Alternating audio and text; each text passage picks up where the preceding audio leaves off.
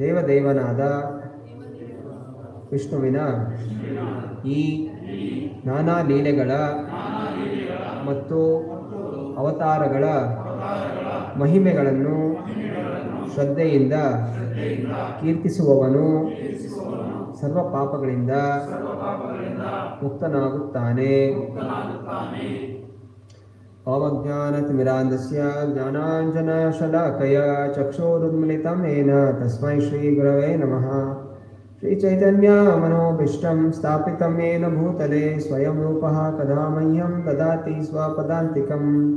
ವಂದೇಹಂ ಶ್ರೀಗುರೋಃ ಶ್ರೀಯುತಾಪದಕಮಲಂ ಶ್ರೀಗುರೋನ್ ವೈಷ್ಣವಾಂಶ್ಚ.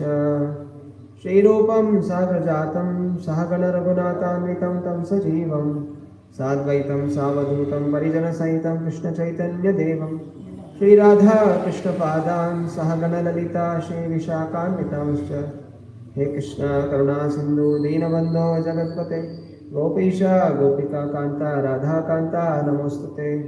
ತಪ್ತ ಕಾಂಚನ ಗೌರಾಂಗಿ ರಾಧೇ ವೃಂದಾವನೇಶ್ವರಿ ವೃಷಭಾನುಸುತೆ ದೇವಿ ಪ್ರಣಮಾಮಿ ಹರಿಪ್ರಿಯೇ. ವಾಂಛಾಕಲ್ಪತರುಭ್ಯಶ್ಚ ಕೃಪಾ ಸಿಂಧುಭ್ಯ ಏವ ಚ ಪತಿತಾನಾಂ ಪಾವನೇಭ್ಯೋ ವೈಷ್ಣವೇಭ್ಯೋ ನಮೋ ನಮಃ. ಶ್ರೀಕೃಷ್ಣ ಚೈತನ್ಯ ಪ್ರಭು ನಿತ್ಯಾನಂದ ಶ್ರೀ ಅದ್ವೈತ ಗದಾಧರ ಶ್ರೀವಾಸಾದಿ ಗೌರಭಕ್ತವೃಂದ. ಹರೇ ಕೃಷ್ಣ ಕೃಷ್ಣ ಕೃಷ್ಣ ಹರೇ ಹರೇ ಹರೇ ರಾಮ ರಾಮ ರಾಮ ಹರೇ ಹರೇ. ಮುಖಂ ಕರೋತಿ ವಾಕ್ಚಾಲಂ ಪಂಗುಂ ಲಂಘಾಯತೆ ಗಿರಿಂ ಚೈತನ್ಯಮೇಶ್ವರಂ. ಹರೇ ಕೃಷ್ಣ. ಎಲ್ಲರಿಗೂ ಕಾರ್ತಿಕ ಮಾಸದ ಉತ್ಥಾನ ಏಕಾದಶಿಯಂದು ಹಾಗೂ ಶ್ರೀಲ ಗೌರಕಿಶೋದಾಸ್ ಬಾಬಾಜಿಯವರ ಆವಿರ್ಭಾವ ದಿವಸದಂದು ಎಲ್ಲರಿಗೂ ಹಾಗೂ ಭೀಷ್ಮ ಪಂಚಕ ಶುಭ ದಿನದಂದು ಶ್ರೀ ರಾಧಾಶ್ಯಾಮಚಂದ್ರ ಮಂದಿರದಲ್ಲಿ ಶ್ರೀಮದ್ ಭಾಗವತಂ ಚರ್ಚೆಗೆ ಎಲ್ಲರಿಗೂ ಹೃತ್ಪೂರ್ವಕ ಸ್ವಾಗತ. ಹಲವು ವಾರಗಳಿಂದ ಕೃಷ್ಣನ ಬೋಧನೆ ಮಾಡಿದಂತಹ ಅದ್ಭುತವಾದಂತಹ ಉಪದೇಶಗಳು ಉದ್ಧವ ಗೀತ ನಾವು ಕೇಳಿದ್ವಿ, ಆನಂದಿಸಿದ್ವಿ.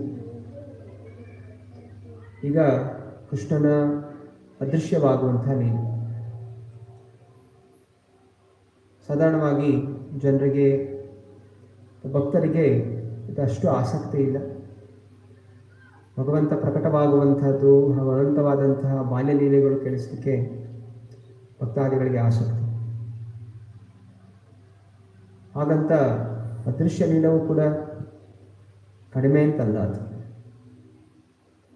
ಭಗವದ್ಗೀತೆಯಲ್ಲಿ ಕೃಷ್ಣ ಹೇಳಿದ್ದಾನೆ, ಜನ್ಮ ಕರ್ಮ ಚ ಮೇ ದಿವ್ಯಂ ಯೋ ಮೇ ವೇತ್ತಿ ತತ್ವತಃ ತ್ಯಕ್ತ್ವಾ ದೇಹಂ ಪುನರ್ಜನ್ಮ ನೈತಿ ಮಾಮೇತಿ ಸೋ ಅರ್ಜುನ. ಭಗವಂತನ ಅವತಾರ, ಅವನ ಅದೃಶ್ಯವಾಗುವಂಥದ್ದು ಅದು ದಿವ್ಯವಾದಂಥದ್ದು. ಅದನ್ನು ಸರಿಯಾಗಿ ಅರ್ಥ ಮಾಡಿಕೊಂಡ್ರೆ ನಾವು ಜನ್ಮ ಮೃತ್ಯುವಿಂದ ಮುಕ್ತರಾಗ್ತೀವಿ. ಚಿನ್ನ ಶ್ಲೋಕವು ಕೂಡ ಫಲಸ್ತುತಿ ಶುಕದೇವ ಗೋಸ್ವಾಮಿಗಳು ಇದನ್ನೇ ಹೇಳ್ತಾ ಇದ್ದಾರೆ. ಎಲ್ಲರೂ ಹೇಳಿ ಒಮ್ಮೆ.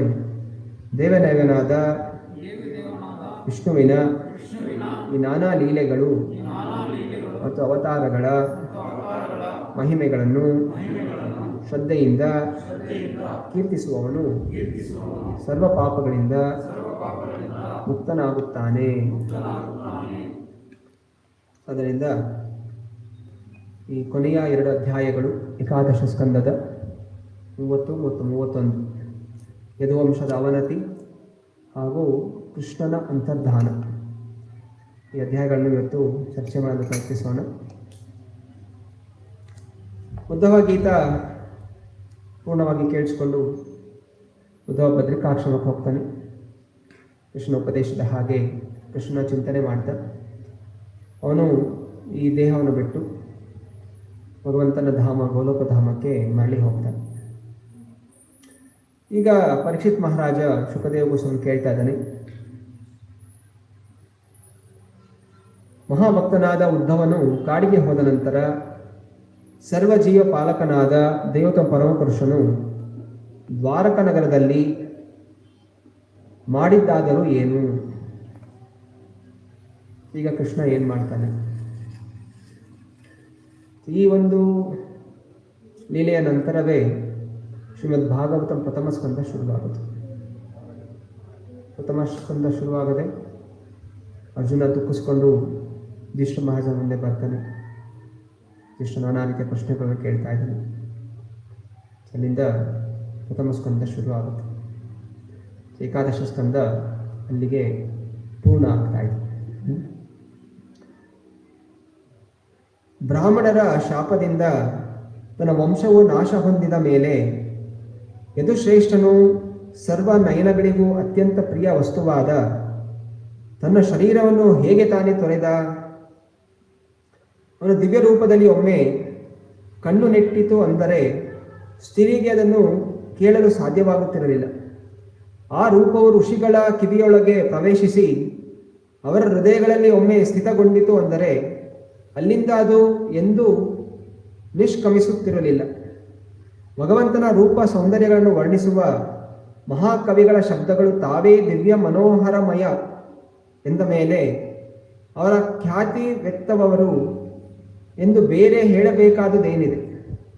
ಅಷ್ಟೇ ಅಲ್ಲ, ಅರ್ಜುನನ ರಥದಲ್ಲಿ ಆ ರೂಪವನ್ನು ಕಂಡ ಕುರುಕ್ಷೇತ್ರ ರಣರಂಗದ ಎಲ್ಲ ಯೋಧರು ಭಗವಂತನಂತೆಯೇ ಆಧ್ಯಾತ್ಮಿಕ ಶರೀರವನ್ನು ಹೊಂದುವ ಮುಕ್ತಿಯನ್ನು ಪಡೆದರು. ಉದ್ಧವ ಪರೀಕ್ಷಿತ್ ಮಹಾರಾಜ ಹೇಳ್ತಾ ಇದ್ದಾನೆ, ಹೆಂಗೆ ತೋರ್ದ ಕೃಷ್ಣ ದೇಹ ತ್ಯಾಗ ಹೆಂಗ್ ಮಾಡ್ದ? ಹಾಗೂ ಪ್ರಶ್ನೆ ಮಾಡ್ತಾ ಇದ್ದಾನೆ, ಕೃಷ್ಣ ದೇಹ ತ್ಯಾಗ ಹೆಂಗ್ ಮಾಡ್ಲಿಕ್ಕೆ ಸಾಧ್ಯ? ಆ ಕೃಷ್ಣನ ದಿವ್ಯ ರೂಪವನ್ನು ಕಂಡು ಆ ಯುದ್ಧಭೂಮಿಯಲ್ಲಿ ನಾನಾ ಜನರು ಅವರು ದೇಹ ತ್ಯಾಗ ಮಾಡಿದಾಗ ಚತುರ್ಭುಜ ರೂಪವನ್ನು ಹೊಂದಿ ಮುಕ್ತಿ ಹೊಂದಿತು. ಅಂತಹ ರೂಪ ಕೃಷ್ಣನದು. ಹಾಗಿದ್ದಾಗ ಅಂತಹ ರೂಪ ನಾಶ ಆಗಲಿಕ್ಕೆ ಸಾಧ್ಯ? ಯಾವ ರೂಪ ಅರ್ಜುನನಿಗೆ ವಿಶ್ವರೂಪವನ್ನು ತೋರಿಸ್ತು, ನಂತರ ಭಗವಂತ ಶ್ರೀಹರಿಯ ಚತುರ್ಭುಜ ರೂಪವನ್ನು ತೋರಿಸ್ತು, ಅನೇಕ ರಾಕ್ಷಸರನ್ನು ಸಂಹಾರ ಮಾಡಿತು, ನಾನಾ ದೇವಾಂದೇವತೆಗಳು ಕೂಡ ಸೋತೋದು. ಅಂತಹ ದೇಹ ನಾಶ ಆಗ್ಲಿಕ್ಕೆ ಹೇಗೆ ಸಾಧ್ಯ? ಸೊ ಅದರಿಂದ ಈ ಒಂದು ತಲಮಲ ಪ್ರಶ್ನೆ ಸರಿನಾ? ಜನರು ನಾನಾ ರೀತಿಯ ಜನ ಹೇಳ್ತಾರೆ, ಕೃಷ್ಣ ಸತ್ತೋಗ್ಬಿಟ್ಟ, ಅವನ ದೇಹಕ್ಕೆ ಬೆಂಕಿ ಹಚ್ಚಿದ್ರು, ಅಂತಿಮ ಸಂಸ್ಕಾರ ಮಾಡಿದ್ರು. ಯಾವುದೊಬ್ಬ ಮಹಾಪುರುಷ ಅವನು, ಮಹಾಯೋಗಿ ಅಂತ ಕೆಲವು ನಾಸ್ತಿಕರು, ಕೃಷ್ಣ ಮೇಲೆ ಅಸೂಯೆ ಪಡುವಂಥವರು ಈ ರೀತಿ ಮಾತುಗಳನ್ನು ಆಡ್ತಾರೆ. ಅಥವಾ ಕೃಷ್ಣ ಎಲ್ಲ ಪಾಪ ಕೆಲಸಗಳನ್ನು ಮಾಡಿ ಈಗ ನರಕಲೋಕದಲ್ಲಿದ್ದಾನೆ, ಮುಂದೆ ಒಂದು ತಿರ್ಗಾ ಒಳ್ಳೆಯ ವ್ಯಕ್ತಿಯಾಗಿ ತಿರ್ಗಾ ಬರ್ತಾನೆ. ಹೀಗೆ ನಾನಾ ಮಠಗಳು, ನಾನಾ ಮತದವರು, ಎಲ್ಲ ನಾಸ್ತಿಕ ಜನರು, ಮಠಗಳು ಈ ರೀತಿ ಮಾತುಗಳನ್ನು ಆಡ್ತಾ ಇದ್ದಾರೆ. ಅದರಿಂದ ಕೃಷ್ಣ ಈ ಲೀಲೆಗಳನ್ನು ಯಾಕೆ ಮಾಡಿದ? ಇದರ ಹಿಂದೆ ಇರೋ ರಹಸ್ಯ ಏನು? ಭಕ್ತರು ಯಾವ ರೀತಿ ಅರ್ಥ ಮಾಡ್ಕೋಬೇಕು? ಈ ಚರ್ಚೆಗೋಸ್ಕರನೇ ಪರೀಕ್ಷಿತ್ ಮಹಾರಾಜ ಪ್ರಶ್ನೆ ಕೇಳ್ತಾ ಇದ್ದಾನೆ. ಅದಕ್ಕೆ ಶ್ರೀ ಋಷಿರುವಾಚ, ಶುಕದೇವ ಗೋಸ್ವಾಮಿಗಳು ಹೇಳ್ತಾ ಇದ್ದಾರೆ, ದಿವಿ ಭುವ್ಯಂತರಿಕ್ಷೇ ಚ ಮಹೋತ್ಪಾತಾನ್ ಸಮುತ್ಥಿತಾನ್ ದೃಶ್ವಾಸೀನಾನ್ ಸುಧರ್ಮಾಯಾಂ ಕೃಷ್ಣ ಪ್ರಾಹಾಯಧೂನಿದಂ. ಶ್ರೀಕೃಷ್ಣನು ಆಕಾಶ, ಭೂಮಿ ಮತ್ತು ಅಂತರಿಕ್ಷಗಳಲ್ಲಿ ಸಂಭವಿಸಿದ ಅನೇಕ ಉದ್ವಿಗ್ನ ಚಿಹ್ನೆಗಳನ್ನು ಕಂಡು ಸುಧರ್ಮ ಸಭೆಯಲ್ಲಿ ನೆರೆದಿದ್ದ ಯದುಗಳನ್ನು ಉದ್ದೇಶಿಸಿ ಹೀಗೆಂದನು, ಮೃತ್ಯುವಿನ ಸಂಕೇತಗಳಂತೆ ದ್ವಾರಕೆಯಲ್ಲಿ ತೋರುತ್ತಿರುವ ಈ ಭಯಾನಕ ಶಕುನಗಳನ್ನು ದಯವಿಟ್ಟು ಗಮನಿಟ್ಟುಕೊಳ್ಳಿ. ನಾವು ಇಲ್ಲಿ ಇನ್ನು ಮುಂದೆ ಒಂದು ಕ್ಷಣ ಮಾತ್ರವೂ ಇರಬಾರದು. ಸ್ತ್ರೀಯರು, ಮಕ್ಕಳು, ವೃದ್ಧರು ಈ ನಗರವನ್ನು ಬಿಟ್ಟು ಶಂಕೋದ್ಧಾರಕ್ಕೆ ತೆರಳಲಿ.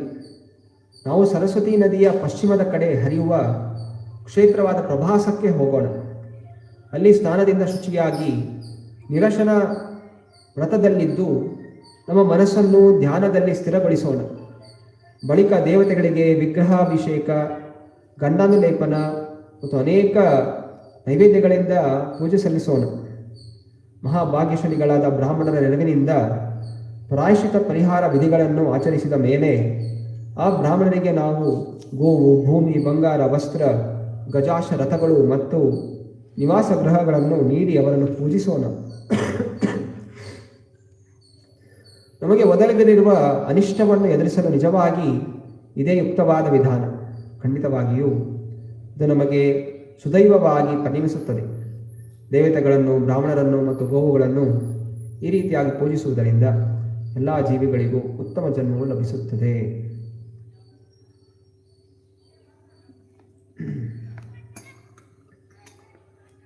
ಇದಕ್ಕೆ ಪೂರ್ವದಲ್ಲಿ ತಿಳಿದಿದ್ದೀವಿ, ಕುರುವಂಶ ನಾಶವಾದಾಗ ಗಾಂಧಾರಿ ತುಂಬ ದುಃಖಿತಳಾಗಿತ್ತು.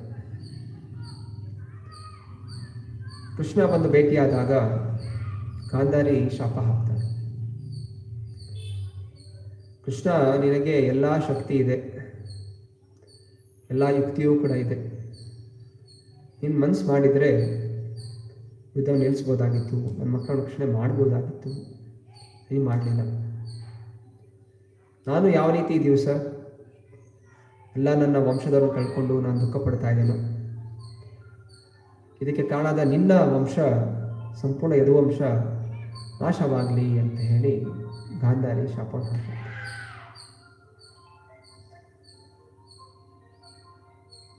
ಕೃಷ್ಣ ಸ್ವೀಕಾರ ಮಾಡ್ಕೋತಾನೆ. ಆದರೆ ಯಾವತ್ತೂ ನಾವು ಭಗವಂತನಿಗೆ ಶಾಪ ಹಾಕ್ಲಿಕ್ಕಾಗಲ್ಲ. ಸೂರ್ಯನಿಗೆ ಹೋಗಿದ್ರೆ ಮಧ್ಯಾಹ್ನದಲ್ಲಿ ಸೂರ್ಯನ ನೋಡಿಬಿಟ್ಟು ಏನು ಇಷ್ಟೊಂದು ಶೆಕೆ ಆಗ್ತಾ ಇದೆ ಅಂತೇಳಿ ಹೋಗಿದ್ರೆ ಸೂರ್ಯನಿಗೆ ಏನಾದರೂ ಕಳಚೆ ಆಗುತ್ತಾ? ಏನಾಗತ್ತೆ? ಅದು ತಿರುಗಿ ನಮ್ಮ ಮುಖದ ಮೇಲೇ ಬೀಳುತ್ತೆ. ಅದರಿಂದ ಕೇವಲ ಮೂರ್ಖರು ಮಾತ್ರ ಗಾಂಧಾರಿಯ ಶಾಪದಿಂದ ಭಗವಂತ ವಂಶ ನಾಶ ಆಯಿತು ಅಂತ ಚಿಂತನೆ ಮಾಡ್ತಾರೆ. ಭಗವಂತ ಸಕಲ ಪಾಪ ಪುಣ್ಯಗಳಿಂದ ಈ ಭೌತಿಕ ಜಗತ್ತಿನ ಸಕಲ ನಿಯಮಗಳನ್ನು ಮೀರಿದಂತ ಅವನ ರೋಮಕೂಪಗಳಿಂದ ಬ್ರಹ್ಮಾಂಡಗಳು ಸೃಷ್ಟಿಯಾಗತ್ತೆ. ಸೊ ಬ್ರಹ್ಮಾಂಡದ ಒಳಗಡೆ ಒಂದು ಸಣ್ಣ ಜೀವ ಏನು ಮಾಡಿದ್ರು ಕೂಡ ಭಗವಂತನಿಗೆ ಯಾವುದೇ ರೀತಿ ಪರಿಣಾಮ ಬರಲಿಕ್ಕೆ ಸಾಧ್ಯ ಇಲ್ಲ. ಆದರೆ ಅಷ್ಟು ಅಣು ಆಗಿದ್ರೂ ಕೂಡ ಭಗವಂತನ ಮೇಲೆ ಪ್ರೀತಿಯನ್ನು ಬೆಳೆಸ್ಕೊಂಡ್ರೆ ಭಗವಂತ ಅಣುವಾದಂಥ ಜೀವಿಯ ಒಂದು ಪ್ರೀತಿಗೆ ಪ್ರತಿಕ್ರಿಯಿಸ್ತಾನೆ. ಇದೇ ನೋಡ್ತಾ ಇರುವಂಥದ್ದು ನಾವು ಯಶೋದೆಯ ಲೀಲೆಯಲ್ಲಿ, ಕಾರ್ತಿಕ ಯಶೋಧ ಲೀಲೆಯಲ್ಲಿ ಯಶೋಧ ದೇವಿ ಹಾಗೂ ನಂದ ಮಹಾರಾಜರ ಪ್ರೀತಿಗೋಸ್ಕರ ಅಖಿಲಾಂಡ ಬ್ರಹ್ಮಾಂಡ ನಾಯಕ ಕೃಷ್ಣ ಸಣ್ಣ ಮಗುವಾಗಿ ಬಂದು ಅವರ ಕೈಗಳಲ್ಲಿ ಆಟ ಆಡ್ತಾ ಇದ್ರು. ಅಂದರೆ ಸಮಸ್ತ ಬ್ರಹ್ಮಾಂಡವನ್ನೇ ಆಟ ಆಡಿಸ್ತಾ ಇದ್ರು. ಕೃಷ್ಣನ ಹೊಟ್ಟೆಯಲ್ಲಿ ಸಮಸ್ತ ಬ್ರಹ್ಮಾಂಡ ಆಯಿತು. ಆ ಒಂದು ಸಣ್ಣ ಮಗುವನ್ನು ಎತ್ತಿ ಆಡಿಸ್ತಾ ಇರಬೇಕಾದ್ರೆ ಆ ಹೊಟ್ಟೆಯಲ್ಲಿ ಸಿರೋ ಬ್ರಹ್ಮಾಂಡವೇ ಆಡ್ತಾ ಇತ್ತು. ಇಂತಹ ಶಕ್ತಿ ಬಂತು ಒಂದು ಜೀವಾತ್ಮಕ್ಕೆ. ಹೇಗೆ? ಶುದ್ಧವಾದಂತಹ ಭಕ್ತಿಯನ್ನು ಆಚರಣೆ ಮಾಡೋದ್ರಿಂದ. ಆದರೆ ಅವನಿಗೆ ವಿರುದ್ಧವಾಗಿ ನಿಂತರೆ ಭಗವಂತನಿಗೆ ಅದು ಯಾವ ಲೆಕ್ಕವೂ ಕೂಡ ಇಲ್ಲ. ಅದನ್ನು ನಾವು ತಿಳಿಬೇಕಾಗಿರುವಂಥದ್ದು. ಸೊ ಕ್ರಮೇಣವಾಗಿ ಆ ಶಾಪದ ಕಾರಣ ಒಂದು ದಿವಸ ಸಾಂಬ ಸ್ತ್ರೀಯ ರೂಪವನ್ನು ತಾಳಿ ಅಲ್ಲಿ ಬಂದಂಥ ಋಷಿಮುನಿಗಳಿಗೆ ಹೋಗಿ, ಎಲ್ಲ ಕೃಷ್ಣನ ಮಕ್ಕಳು, ಈ ಹೆಂಗಸು ಯಾವ ಮಗುಗೆ ಜನ್ಮ ನೀಡುತ್ತೆ, ಗಂಡು ಮಗುಗ ಹೆಣ್ಣು ಮಗುಗ ಅಂತ ಪ್ರಶ್ನೆ ಮಾಡಿದಾಗ ಋಷಿಗಳಿಗೆ ಗೊತ್ತಾಗುತ್ತೆ, ಈ ಹುಡುಗರು ನಮ್ಮ ಜೊತೆ ಚೇಷ್ಟೆ ಮಾಡ್ತಾ ಇದ್ದಾರೆ, ಇಂತಹ ಒಂದು ದುರ್ಬುದ್ಧಿ ಬಂದಿದೆ ಇವರಿಗೆ. ಅದರಿಂದ ಅವರು ಶಾಪ ಹಾಕ್ತಾರೆ. ಆ ಹೆಂಗಸಿನ ಗರ್ಭದಲ್ಲಿ ಏನಿದೆಯೋ ಅದೇ ನಿಮ್ಮ ಸಾವಿಗೆ ಕಾರಣ ಆಗುತ್ತೆ ಅನ್ನೋ ಶಾಪವನ್ನು ನಾರದ ಮುನಿಗಳು ನೀಡುತ್ತಾರೆ.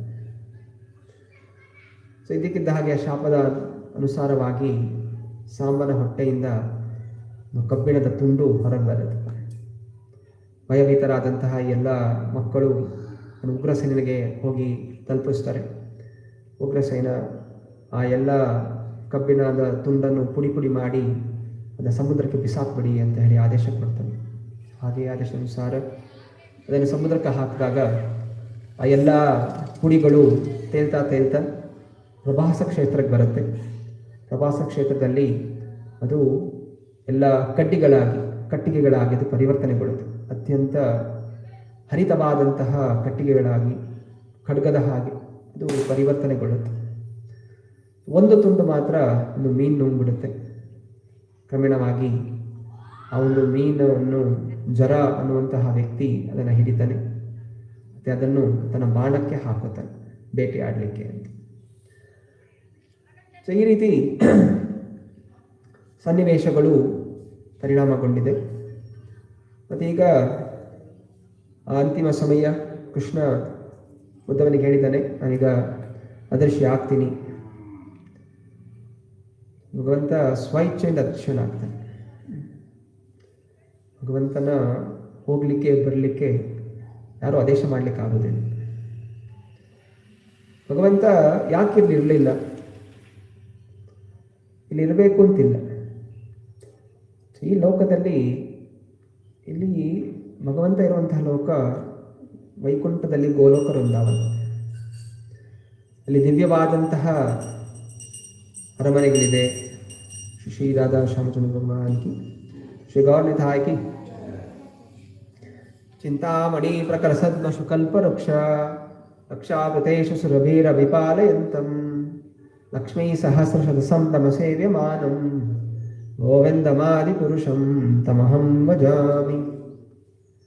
ಭಗವಂತನ ಕೃಷ್ಣ ಲೋಕ ಅತ್ಯಂತ ಸಡಗರದಿಂದ ಕೂಡಿದೆ. ಎಲ್ಲ ಮುತ್ತು ರತ್ನಗಳಿಂದ ವಜ್ರ ವೈಡೂರ್ಯಗಳಿಂದ ಅದು ಕಂಗೊಳಿಸ್ತಾ ಇದೆ. ಚಿಂತಾಮಣಿಯಿಂದ ಅರಮನೆಗಳಾಗಿದೆ. ಕಲ್ಪವೃಕ್ಷಗಳಿದೆ, ಏನು ಕೇಳಿದ್ರೆ ಅದು ಕೊಡುತ್ತೆ. ಸುರಭಿ ಗೋವುಗಳಿದೆ, ಎಷ್ಟು ಬೇಕು ಹಾಲು ಕೊಡುತ್ತೆ, ಏನು ಬೇಕಾದ್ರೂ ಪದಾರ್ಥಗಳನ್ನು ಕೊಡುತ್ತೆ. ಸಹಸ್ರ ಲಕ್ಷ್ಮೀ ದೇವಿಯರು ಆ ಕೃಷ್ಣನ ಸೇವೆ ಮಾಡಲಿಕ್ಕೆ ಕಾಯ್ತಾ ಇದ್ದಾರೆ. ಅಂತಹ ಲೋಕದಲ್ಲಿ ಕೃಷ್ಣ ಇದ್ದಾನೆ. ಹೇಗೆ ದೇಶದ ರಾಷ್ಟ್ರಪತಿಯ ಒಂದು ಮನೆ ದೇಶದಲ್ಲಿರುವಂತಹ ಎಲ್ಲ ಮನೆಗಳಿಗಿಂತ ತುಂಬ ಮಹತ್ತರವಾದಂತಹ ಮನೆ, ಎಲ್ಲ ವೈಭವಗಳಿಂದ ಕೂಡಿದೆ. ರಾಜನ ಮನೆ. ಕೆಲವೊಮ್ಮೆ ರಾಷ್ಟ್ರಪತಿ ಹಿಂಗೆ ತಿರುಗಾಡ್ತಾ ದೇಶ ಎಲ್ಲ ಸಂಚಾರ ಮಾಡ್ತಾ ಜೈಲೊಳಗೆ ಹೋಗ್ತಾರೆ. ಜೈಲಿಗೆ ಹೋಗೋ ಉದ್ದೇಶ ಅವನೇನೋ ತಪ್ಪು ಮಾಡಿ ಅವನ್ನ ಜೈಲಲ್ಲಿ ಶಿಕ್ಷೆ ಕೊಡಲಿಕ್ಕೆ, ಅನುಭವಿಸ್ಲಿಕ್ಕೆ ಅಂತ ಹೋಗಿಲ್ಲ. ಅವನು ಸ್ವ ಇಚ್ಛೆಯಿಂದ ಹೋದ ರಾಷ್ಟ್ರಪತಿ. ಅದಕ್ಕೋಸ್ಕರ ಹೋಗ್ತಾನೆ ಅಲ್ಲಿರೋ ಕೈದಿಗಳಿಗೆ ಸ್ವಲ್ಪ ಬುದ್ಧಿ ಹೇಳಲಿಕ್ಕೆ. ನೋಡಿ, ಇವೆಲ್ಲ ಬದಲಾದರೆ ಅನೇಕ ಜನ ಜೀವಾವಧಿ ಶಿಕ್ಷೆಯಿಂದ ಅಲ್ಲೇ ಸಿಕ್ಕಾಕೊಂಡ್ಬಿಟ್ಟಿರುತ್ತೆ, ಹೊರಗೆ ಬರ್ಲಿಕ್ಕೆ ಆಗೋದೇ ಇಲ್ಲ. ಆದರೂ ಯಾರಾದರೂ ಸ್ವಲ್ಪ ಆದರೂ ಪರಿವರ್ತನೆಗೊಂಡು ತಾವು ಮಾಡಿದ ತಪ್ಪನ್ನು ತುಂಬ ಪಶ್ಚಾತ್ತಾಪಪಟ್ಟು ನಾವು ಒಳ್ಳೆ ಪ್ರಜೆಗಳಾಗಿ ಬಾಳ್ತೀವಿ ಅನ್ನುವಂತಹ ಒಂದು ಸಂಕಲ್ಪ ಮಾಡಿಕೊಂಡು ಆ ರೀತಿ ಅವ್ರು ನಡೆದ್ರೆ ರಾಷ್ಟ್ರಪತಿ ಅವರನ್ನು ಬಿಡುಗಡೆ ಮಾಡುವಂಥ ಶಕ್ತಿ ಇದೆ. ಆದರೆ ರಾಷ್ಟ್ರಪತಿ ಅಲ್ಲೇ ಉಳಿಯೋದಿಲ್ಲ. ಆ ಥರ ಬುದ್ಧಿವಾದ ಹೇಳಿ ವಾಪಸ್ ನನ್ನ ಮನೆಗೆ ಹೋಗ್ತಾನೆ. ಸೊ ಹಾಗೆಯೇ ಜಗತ್ತಿನ ಒಡೆಯ ಕೃಷ್ಣ ತನ್ನ ವೈಕುಂಠ ಲೋಕದಿಂದ, ಅದ್ಭುತವಾದಂತಹ ಸಚ್ಚಿದಾನಂದ ಇರುವಂತಹ ಆ ಲೋಕದಿಂದ ಈ ತಾತ್ಕಾಲಿಕವಾದಂತಹ ಮೃತ್ಯು ಲೋಕಕ್ಕೆ ಬರ್ತಾನೆ. ಸೊ ಏಕೈಕ ಉದ್ದೇಶ ಸರ್ವಧರ್ಮಾನ್ ಪರಿತ್ಯಜ್ಯ ಮಾಮೇಕಂ ಶರಣಂ ವ್ರಜ, ಈ ಉಪದೇಶ ಕೊಡಲಿಕ್ಕೆ. ದಯವಿಟ್ಟು ಈ ಸುಳ್ಳು ಧರ್ಮಗಳು ಮಾಡ್ಕೊಂಡ್ಬಿಟ್ಟಿದ್ದೀರಾ, ಹಿಂದೂ, ಮುಸ್ಲಿಂ, ಕ್ರಿಶ್ಚಿಯನ್ ಅಥವಾ ಇನ್ನೇನೋ ಜೈನ್ ಅಥವಾ ಇನ್ನೇನೋ ಸಣ್ಣ ಸಣ್ಣ ಜಾತಿಗಳು, ಆ ಜಾತಿ ಈ ಜಾತಿ, ಈ ಭಾಷೆ, ಈ ರಾಷ್ಟ್ರ, ಈ ಡಿಸ್ಟ್ರಿಕ್ಟ್, ಈ ಏರಿಯಾ, ಸೊ ಹೀಗೆಲ್ಲ ವಿಭಾಗ ಮಾಡಿಕೊಂಡು ಸಂಸಾರದ ಚಕ್ರದಲ್ಲಿ ಸಿಕ್ಕಾಕೊಂಡ್ಬಿಟ್ಟಿದ್ದೀರಾ. ಮತ್ತೆ ಹುಟ್ಟು ಸಾವು ಕಾಯಿಲೆಗಳಲ್ಲಿ ಒದ್ದಾಡ್ತಾ ಇದ್ದೀರಾ. ನನ್ನ ಪರಿವಾರ, ನನ್ನ ಹೆಂಡತಿ, ನನ್ನ ಮಕ್ಕಳು, ನನ್ನ ಸಂಸಾರ ಅಂತ ಹೇಳಿ ಅದರ ಮೇಲೆ ಆಸೆ ಪಡ್ಕೊಂಡು ಮತ್ತೆ ಮತ್ತೆ ಬೇರೆ ಬೇರೆ ಗರ್ಭದಲ್ಲಿ ಹುಟ್ಟುತ್ತಾ ಇದ್ದೀರ. ಆದ್ದರಿಂದ ಈಗಲಾದರೂ ನನ್ನ ಚಿಂತನೆ ಮಾಡಿದರೆ, ನನ್ನ ಶರಣಾಗತಿ ಪಡ್ಕೊಂಡ್ರೆ ನಾನು ನಿಮ್ಮನ್ನು ಸಕಲ ಪಾಪಗಳಿಂದ ಮುಕ್ತಿಗೊಳಿಸ್ತೀನಿ ಅನ್ನುವಂತಹ ಉಪದೇಶ ಕೊಡಲಿಕ್ಕೆ ಕೃಷ್ಣ ಇಲ್ಲಿ ಬರ್ತಾನೆ. ಪರಿತ್ರಾಣಾಯ ಸಾಧುನಾ ವಿನಾಶಾಯ ದುಷ್ಕೃತಾಂ ಧರ್ಮ ಸಂಸ್ಥಾಪನಾರ್ಥಾಯ ಸಂಭವಾಮಿ ಯುಗೆ ಯುಗೆ. ಬೇರೆ ಬೇರೆ ಸಮಯದಲ್ಲಿ ಭಗವಂತನು ಬರ್ತಾನೆ. ಕೆಲವು ಭಗವಂತನ ಶುದ್ಧವಾದ ಭಕ್ತನ ಕಳಿಸ್ಕೊಡೋದು. ಸರ್ ಉದ್ದೇಶ ಇಲ್ಲೇ ಇದ್ಕೊಂಡು ಇಲ್ಲೇ ಎಲ್ರಿಗೂ ಅನುಕೂಲತೆ ಕೊಡಬೇಕು ಅಂತಲ್ಲ, ಇದೆಲ್ಲ ಕಷ್ಟವನ್ನು ತೆಗಿಬೇಕು ಅಂತಲ್ಲ. ಕಷ್ಟಗಳ ಈ ಲೋಕದಿಂದ ಹೊರ ತಗೊಂಡು ಹೋಗಬೇಕು ಅನ್ನೋದು ಅವರ ಇಚ್ಛೆ. ಅರೆ ನಾವು ಮೂರ್ಖರು ಏನು ಮಾಡ್ತಾ ಇದ್ದೀವಿ, ಈ ಜಗತ್ತಲ್ಲೇ ಸುಖವಾಗಿರಬೇಕು, ಈ ರೀತಿ ವರದಾನ ಕೊಡುವು ಅಂತ ಪ್ರಾರ್ಥನೆ ಮಾಡ್ಬೋದು. ಆದ್ದರಿಂದ ನಾವು ಶಾಸ್ತ್ರಗಳ ಆಶ್ರಯ ಪಡ್ಕೋಬೇಕು, ಶಾಸ್ತ್ರ ಉಪದೇಶ ಪಡ್ಕೋಬೇಕು, ಹಾಗೂ ಅಸುರರಾಗಿ ವರ್ತಿಸ್ಲಿಕ್ಕೆ ಪ್ರಯತ್ನ ಮಾಡಬಾರ್ದು. ಅಸುರರು ಈ ಲೋಕದಲ್ಲೇ ಸಂತೋಷವಾಗಿರಬೇಕು, ಶಾಶ್ವತವಾಗಿರಬೇಕು ಅಂತ ಪ್ರಯತ್ನ ಮಾಡ್ತಾರೆ. ಯಾಕಂದರೆ ಅವರಿಗೆ ಭಗವಂತ ಶ್ರೀ ಹರಿಯ ಭಕ್ತರಾಗಬೇಕು ಅಂತ ಆಸಕ್ತಿ ಇದೆ. ಭಗವಂತ ಲೋಕಕ್ಕೆ ಹೋಗಬೇಕು, ವೈಕುಂಠ ಲೋಕಕ್ಕೆ ಹೋಗಬೇಕು ಅಂತ ಹೇಳಿದ್ರೆ ಭಗವಂತ ಶ್ರೀ ಹರಿಯ ಭಕ್ತರಾಗಬೇಕು. ಭಕ್ತರಾದರೆ ಅಲ್ಲಿ ಹೋಗ್ಲಿಕ್ಕೆ ಸಾಧ್ಯ. ಅದಾದ್ಮೇಲೆ ಅಸೂಯೆ ಪಡ್ಕೊಂಡು ನಾನೇ ಭಗವಂತ ಆಗಬೇಕು ಅಂತ ಚಿಂತನೆ ಇರೋ ಕಾರಣ ಅವರು ವಿನಾಶವನ್ನು ಬಾರಿ ಬಾರಿ ಹೊಂದುತ್ತಾರೆ. ಅದಕ್ಕಿಂತ ಎಲ್ಲ ಕಥೆಗಳು ನಮ್ಗೆ ಹೇಳ್ತಾ ಇರುವಂಥದ್ದು, ನಾವು ಹಾಗೆ ಅಸುರರಾಗಬಾರ್ದು. ಅಷ್ಟು ದೊಡ್ಡ ಅಸುರರು ಇದ್ರೂ ಕೂಡ ಸಣ್ಣ ಪುಟ್ಟ ಅಸುರರು ಕೂಡ ಆಗಬಾರ್ದು. ಸಣ್ಣ ಪುಟ್ಟ ಅಸುರರು, ಸಣ್ಣ ಸಣ್ಣ ಪರಿವಾರ, ಸಣ್ಣ ಸಣ್ಣ ಲೋಭ, ಸಣ್ಣ ಸಣ್ಣ ಕಾಮ, ಕ್ರೋಧ. ಸೊ ಆದ್ದರಿಂದ ಮತ್ತೆ ಮತ್ತೆ ನಾವು ಸಂಸಾರ ಸಿಕ್ಕಾಕೋಬೇಕಾಗತ್ತೆ. ಸೊ ಅದರಿಂದ ಭಗವಂತ ಸೊ ಎಲ್ಲ ಯದುವಂಶದವರಿಗೆ ಒಂದು ಲೀಲೆಗಳನ್ನು ಮುಗಿಸ್ಬೇಕಾಗಿತ್ತು. ಹಾಗೂ ಎಲ್ಲ ಯದುವಂಶದವರು ಯಾರು ಸಾಧಾರಣ ವ್ಯಕ್ತಿಗಳಲ್ಲ. ಭಗವಂತ ಬರಬೇಕಾದ್ರೆ ನಾನಾ ರೀತಿಯ ದೇವಾನ್ ದೇವತೆಗಳು ಕೂಡ ಅವರ ಸೇವೆಗೋಸ್ಕರ ಪ್ರಕಟವಾಗಿರ್ತಾರೆ. 33 ಕೋಟಿ ದೇವಾನ್ ದೇವತೆಗಳೆಲ್ಲರೂ ಕೂಡ ಕೃಷ್ಣನ ಸೇವೆಗೋಸ್ಕರ. ಹೇಗೆ ರಾಷ್ಟ್ರಪತಿ ಬಂದ ಅಂತ ಹೇಳಿದ್ರೆ ಇಲ್ಲಿ ಚೀಫ್ ಮಿನಿಸ್ಟರ್, MLA ಯಾರೆಲ್ಲ ಇದ್ದಾರೆ ಅವರೆಲ್ಲರೂ ಓಡ ಬರ್ತಾರೆ. ಹಿಂದೆ DC ಆಯಿತು, ಇನ್ಯಾರಿದೆ ಎಲ್ಲರೂ ಬರ್ತಾರೆ, ಸೆಕ್ಯೂರಿಟಿ ಬರುತ್ತೆ, ಎಲ್ಲರೂ ಬರ್ತಾರೆ. ಹಾಗೆ ಭಗವಂತ ಬರ್ತಾ ಇದ್ದಾನೆ ಅಂತ ಹೇಳಿದ್ರೆ ಅವರೆಲ್ಲರೂ ಕೂಡ ಕಾಯ್ತಾ ಇರ್ತಾರೆ. ನಾನು ಹೇಗಾದ್ರೂ ಸೇವೆ ಮಾಡಿ ನಾನು ಕೂಡ ಈ ಲೋಕದಿಂದ ಮುಕ್ತನಾಗಬೇಕು ಅಂತ ದೇವತೆಗಳು ಕೂಡ ಚಿಂತನೆ ಮಾಡ್ತಾರೆ. ಅದರಿಂದ ಕೃಷ್ಣ ಏನು ಸೇವೆ ಮಾಡ್ಬೋದು ಅಂತ ಚಿಂತನೆಯಿಂದ ಅದೆಲ್ಲ ಪ್ರಕಟವಾಗಿತ್ತು. ಹಾಗೂ ಆ ಒಂದು ಸಮಯದಲ್ಲಿ ಯದುವಂಶಕ್ಕೆ ಸಮಾನವಾದಂತಹ ಯಾರು ಕೂಡ ಸೈನಿಕರಿರಲಿಲ್ಲ. ಅವರು ಸೋಲಿಸುವಂತಹ ಯಾರು ಸೈನಿಕರಿರಲಿಲ್ಲ. ಅದರಿಂದ ಮುಂದೆ ಕಲಿಯುಗ ಬರಬೇಕಾಗಿದೆ, ಕಲಿಯ ಪ್ರವೇಶ ಆಗಬೇಕಾಗಿದೆ. ಆದರೆ ಯದುವಂಶದವರಿದ್ದರೆ ಕಲಿಯ ಪ್ರವೇಶ ಆಗಲಿಕ್ಕೆ ಸಾಧ್ಯ ಇಲ್ಲ. ಅದರಿಂದ ಸಮಯ ಈ ಜಗತ್ತಲ್ಲಿ ಏನೇನು ಆಗಬೇಕು, ಯಾವ್ಯಾವ ಜೀವಾತ್ಮ ತನ್ನ ಕರ್ಮಗಳನುಸಾರ ಏನೇನು ಅನುಭವಿಸ್ಬೇಕು, ಮತ್ತು ಯಾರ್ಯಾರು ತನ್ನ ಲೋಕಕ್ಕೆ ವಾಪಸ್ ಬರಬೇಕು, ಅದರ ಪ್ರಕಾರ ಕೃಷ್ಣನು ಅದೃಶ್ಯನಾಗ್ತಾ ಇದ್ದಾನೆ. ಹಾಗೂ ಆ ಎಲ್ಲ ದೇವತೆಗಳನ್ನು ಕೂಡ ತಮ್ಮ ತಮ್ಮ ಲೋಕಕ್ಕೆ ಕಳಿಸ್ಕೊಡ್ತಾ ಇದ್ದಾರೆ. ಪ್ರವಾಸದಲ್ಲಿ ಯಾದವರು ತಮ್ಮ ಪ್ರಭುವಾದ ದೇವತಾ ಪರಪುರುಷನ ಅಣತಿಯಂತೆ ಅತ್ಯಂತ ಭಕ್ತಿಯಿಂದ ಧಾರ್ಮಿಕ ವಿಧಿಗಳನ್ನು ಅನೇಕ ಇತರ ಶುಭ ಕರ್ಮಗಳನ್ನು ನೆರವೇರಿಸಿದರು. ಅನಂತರ ಅವರ ಬುದ್ಧಿಯು ದೈವಾಧೀನವಾಗಿ ಮನಸ್ಸನ್ನು ಪೂರ್ತಿ ಮಾದಕವಾಗಿಸುವ ಮೈರೇಯ ಎಂಬ ಸಿಹಿಯಾದ ಪಾನೀಯನ್ನು ಧಾರಾಳವಾಗಿ ಕುಡಿದು ಸುಖಿಸಿದರು. ಯದು ಸಂತತಿಯ ವೀರರು ಮಿತಿಮೀರಿದ ಕುಣಿತದಿಂದ ಮತ್ತರಾದ ಮೇಲೆ ಅವರಲ್ಲಿ ಸೊಕ್ಕು ಮೂಡಿತು.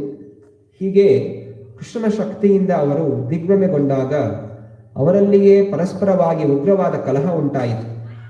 ಕ್ರುದ್ಧರಾದ ಅವರು ಬಿಲ್ಲು ಬಾಣಗಳನ್ನು, ಕತ್ತಿ ಬಲ್ಲೆಗಳನ್ನು, ಗದೆ, ಭರ್ಜಿ, ಈಟಗಳನ್ನು ಸೆಳೆದುಕೊಂಡು ಸಮುದ್ರ ತೀರದಲ್ಲಿ ಪರಸ್ಪರ ಘರ್ಷಿಸಿದರು. ಧ್ವಜ ಹಾರಿಸಿರುವ ರಥದಲ್ಲಿಯೂ ಆನೆಯ ಮೇಲೂ ಅಲ್ಲದೆ ಕತ್ತೆ, ಒಂಟೆ, ಗೂಳಿ, ಕೋಣ, ಹೆಸರುಗತ್ತೆ ಮತ್ತು ಮನುಷ್ಯರ ಮೇಲೂ ಸಹ ಏರಾಳಿಯಾಗಿ ಸಮಾವೇಶದಿಂದ ಆ ಅಪರಿಮಿತ ಕ್ರುದ್ಧ ಕಲಿಗಳು ಕಾಡಿನಲ್ಲಿ ಆನೆಗಳು ತಮ್ಮ ದಾಡೆಗಳಿಂದ ಪರಸ್ಪರವಾಗಿ ದಾಳಿ ಮಾಡುವಂತೆ ಒಬ್ಬರನ್ನೊಬ್ಬರು ಬಾಣಗಳಿಂದ ಘಾಸಿಪಡಿಸುತ್ತಾ ಪ್ರಚಂಡವಾಗಿ ಹೊಡೆದಾಡಿದರು. ಎಲ್ಲ ಯದುವಂಶದರು ಮೊದಲು ಪೂಜೆ ಮಾಡಿದ್ರು. ಕೃಷ್ಣ ಹೇಳಿದಾಗೆ ಎಲ್ಲ ದಾನಗಳನ್ನು ಕೊಟ್ಟರು. ನಂತರ ಮದ್ಯಪಾನ ಮಾಡಿದ್ರು. ಸೊ ಕೃಷ್ಣ ತುಂಬ ಉಪಾಯದಿಂದ ಕರ್ಕೊಂಡ್ಬಂದಿದ್ದು. ಮೊದಲೇ ಹೇಳಿಬಿಟ್ಟಿದ್ರೆ ಅವರು ಬರ್ತಾ ಇರಲಿಲ್ಲ. ಅದರಿಂದ ಅವನ ಒಂದು ದಿವ್ಯವಾದಂತಹ ಲೀಲೆ, ಕ್ಷತ್ರಿಯರನ್ನು ಯುದ್ಧದಿಂದ ಅವರನ್ನು ಜೀವನ ಮುಕ್ತಾಯಗೊಳಿಸಬೇಕು ಅನ್ನೋದು ಇಚ್ಛೆ. ಸೊ ಅದರಿಂದ ಯುದ್ಧ ಮಾಡ್ತಾ ಅವರು ತಮ್ಮ ಈ ದೇಹಗಳನ್ನು ಬಿಟ್ಟು ಹೋದರು. ಹೀಗೆ ಅವರಲ್ಲಿ ಪರಸ್ಪರ ದ್ವೇಷ ಉಂಟಾಯಿತು. ಪ್ರದ್ಯುಮ್ನ ಸಾಂಬನ ವಿರುದ್ಧವು, ಅಕ್ರೂರನು ಕುಂತಿಭೋಜನ ವಿರುದ್ಧವು, ಅನಿರುದ್ಧನು ಸಾತ್ಯಕ್ಯ ವಿರುದ್ಧವು, ಸುಭದ್ರನು ಸಂಗ್ರಾಮಚಿತನು ವಿರುದ್ಧವು, ಸುಮಿತ್ರನು ಸುರತನ ವಿರುದ್ಧವು ಹಾಗೂ ಗದದ್ವಯರು ತಮ್ಮಲ್ಲಿಯೇ ಘೋರವಾಗಿ ಸೆಣಸಿದರು. ನಿಷಟ, ಉಳ್ಮುಖ, ಸಹಸ್ರಜಿತ್, ಶತಜಿತ್ ಮತ್ತು ಭಾನುವೆ ಮುಂತಾದ ಉಳಿದವರು ಸಹ ಮದಾಂಧರಾಗಿ ಮುಕುಂದನಿಂದ ಪೂರ್ತಿ ದಿಗ್ಭ್ರಮೆಗೊಂಡು ಒಬ್ಬರನ್ನೊಬ್ಬರು ಎದುರಿಸುತ್ತಾ ಹತರಾದರು.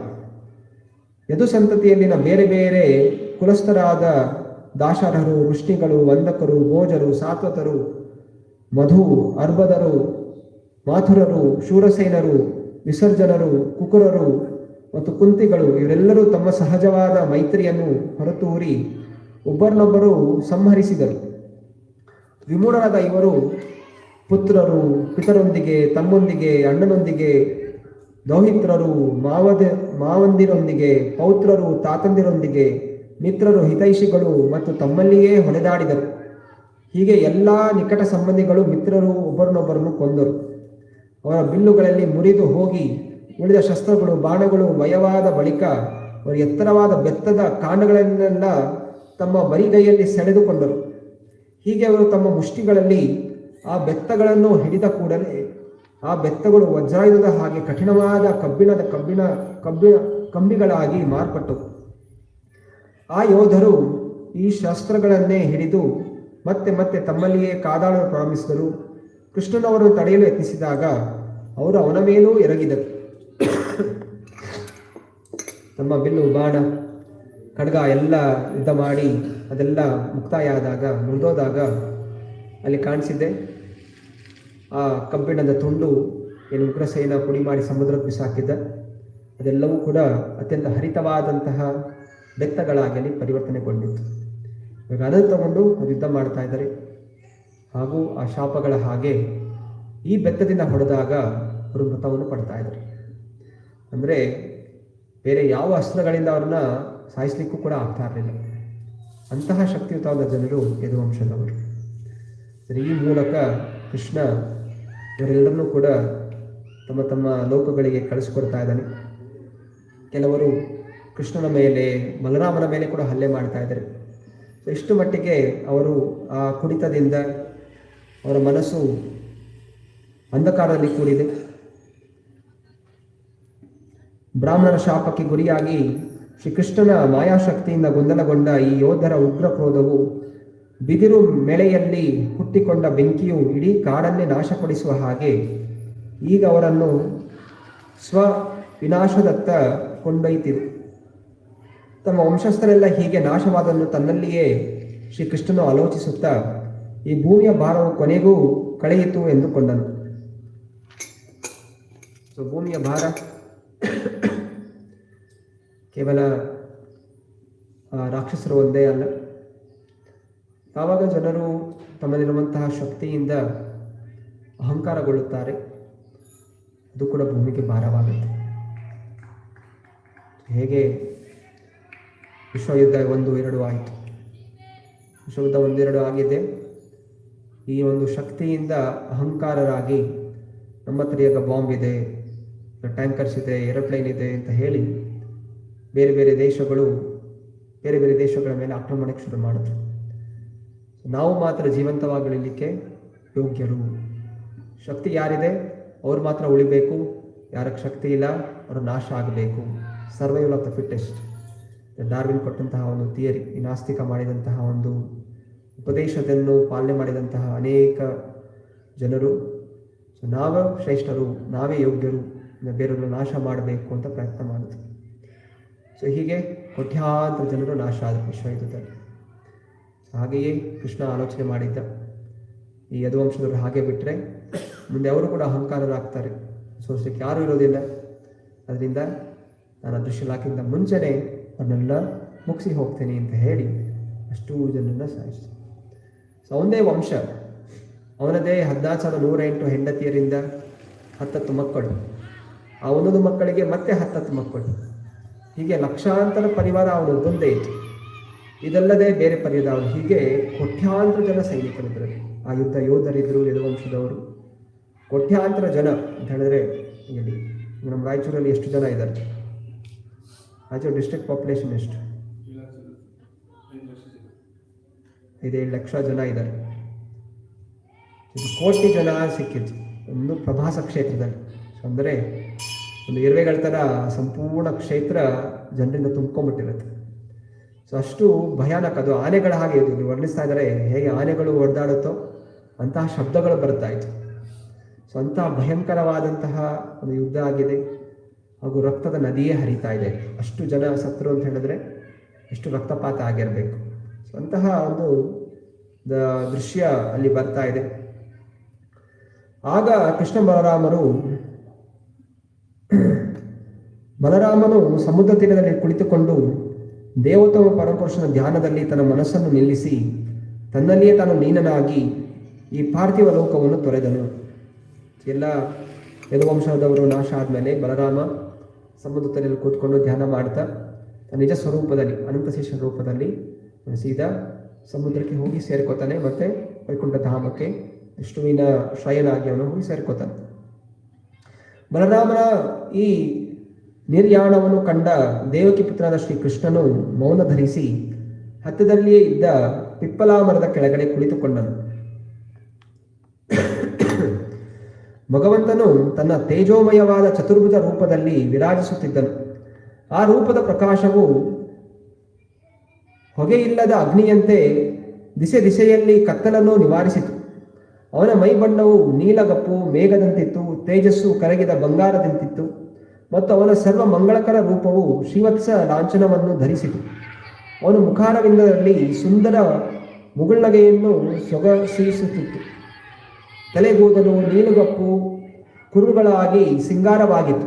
ತಾವರೆಯಂತಹ ಅವನ ಕಣ್ಣುಗಳು ಬಹು ಆಕರ್ಷಕವಾಗಿದ್ದವು ಮತ್ತು ಕಿವಿಯಲ್ಲಿ ಮಕರ ಕುಂಡಲಗಳು ಮಿನುಗುತ್ತಿದ್ದವು.